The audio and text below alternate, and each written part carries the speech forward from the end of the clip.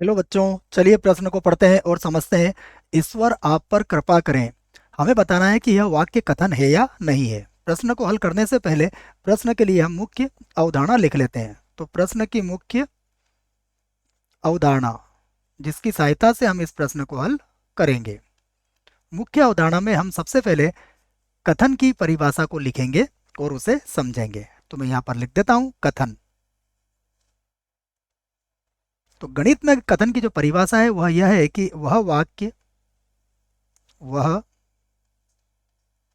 वाक्य जो या तो सत्य हो या असत्य हो कथन कहलाता है। कथन कहलाता है, ये याद रखें आप। तो वाक्य क्या होना चाहिए? या तो सत्य होना चाहिए या फिर असत्य होना चाहिए, तब हम उसको वाक्य को क्या कहेंगे? कथन कहेंगे। अब हमें जो वाक्य दिया गया है हम उसे लिख लेते हैं। तो यहाँ पर लिखते हैं हम वाक्य, और वाक्य हमें दिया गया है ईश्वर। ईश्वर आप पर आप पर कृपा करें। कृपा करें, यह वाक्य आपको दिया गया है। ईश्वर को बच्चों में एक बार और लिख लेता हूँ, थोड़ा सा समझ में नहीं आएगा आपको। तो हम यहाँ पर लिख लेते हैं, ये लिखा गया है ईश्वर। ये लीजिए, ईश्वर आप पर कृपा करें।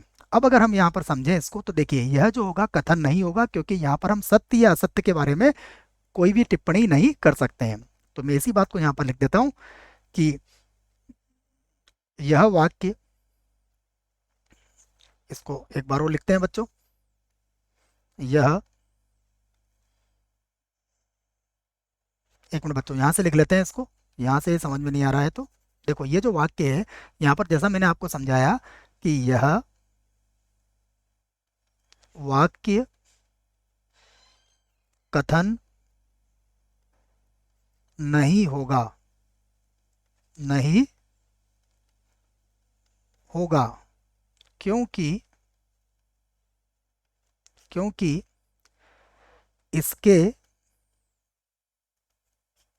सत्य या असत्य